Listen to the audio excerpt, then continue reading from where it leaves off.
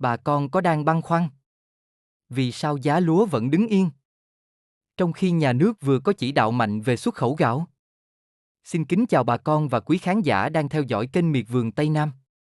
Chúc bà con một ngày mới nhiều sức khỏe, mùa vụ thuận lợi và luôn nắm bắt đúng nhịp thị trường để đạt lợi nhuận cao nhất.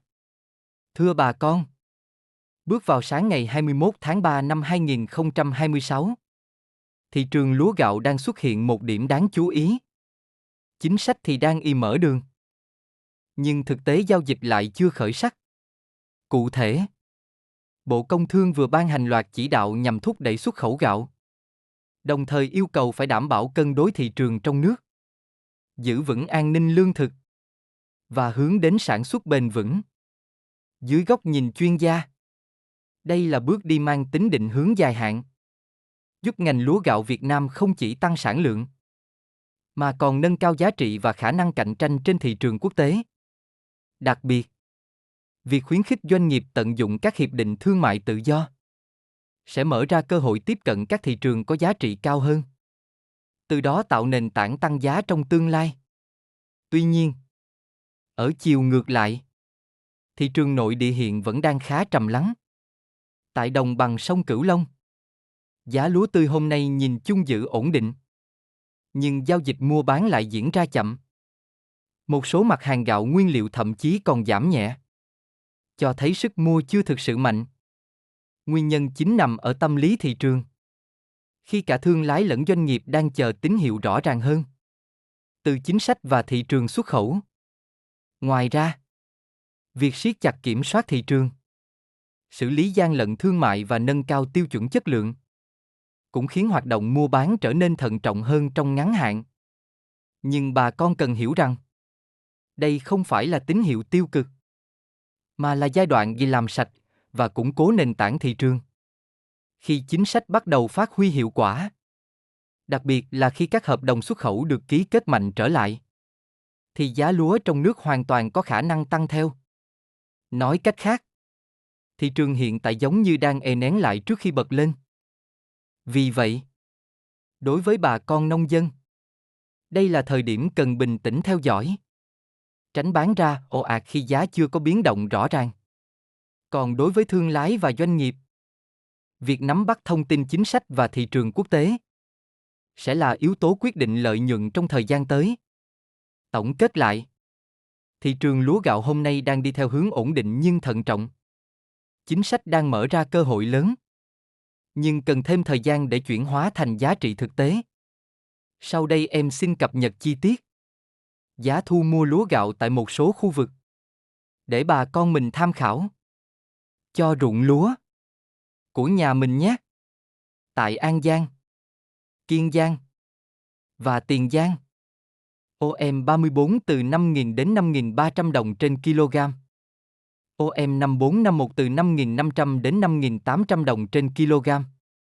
I, R504 từ 5.100 đến 5.400 đồng trên kg. OM 18 từ 5.700 đến 6.000 đồng trên kg. ML202 từ 5.500 đến 5.800 đồng trên kg. Đài thơm 8 từ 5.700 đến 6.000 đồng trên kg. OM 380 từ 5.000 đến 5.300 đồng trên kg. Japonica, Jasmine, RVT từ 6.700 đến 7.000 đồng trên kg. DS1 từ 6.900 đến 7.200 đồng trên kg. Nếp Long An từ 6.600 đến 6.900 đồng trên kg. ST24, ST25 thường từ 6.500 đến 6.800 đồng trên kg. Loại vụ tôm từ 6.700 đến 7.000 đồng trên kg. Tại Đồng Tháp, Bạc Liêu, Cà Mau và Bến Tre, OM 18 từ 5.700 đến 6.000 đồng trên kg. ML202 từ 5.500 đến 5.800 đồng trên kg. Đài thơm 8 từ 5.700 đến 6.000 đồng trên kg. OM 380 từ 5.000 đến 5.300 đồng trên kg. RVT, Japonica, DS1 từ 6.700 đến 7.200 đồng trên kg. Tại Cần Thơ, Sóc Trăng và Hậu Giang, RVT từ 6.700 đến 7.000 đồng trên kg. DX1 từ 6.900 đến 7.200 đồng trên kg. OM5451 từ 5.500 đến 5.800 đồng trên kg. I, R504 từ 5.100 đến 5.400 đồng trên kg. Đài thơm 8 từ 5.700 đến 6.000 đồng trên kg. Tại Trà Vinh, Vĩnh Long, Long An và Tây Ninh, OM380 từ 5.000 đến 5.300 đồng trên kg. OM5451 từ 5.500 đến 5.800 đồng trên kg. I, R504 từ 5.100 đến 5.400 đồng trên kg. ST24, ST25 từ 6.500 đến 7.000 đồng trên kg. Lúa Nhật từ 6.900 đến 7.200 đồng trên kg. Về thị trường xuất khẩu, gạo 5% tấm từ 400 đến 415 đô la Mỹ trên tấn. Gạo 100% tấm từ 316 đến 320 đô la Mỹ trên tấn. Gạo Jasmine từ 430 đến 434 đô la Mỹ trên tấn.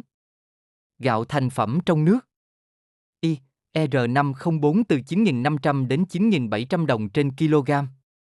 Nguyên liệu Y, R504 từ 8.000 đến 8.100 đồng trên kg. Tấm từ 7.650 đến 7.750 đồng trên kg. Cám từ 10.500 đến 11.500 đồng trên kg. Giá gạo lẻ hôm nay.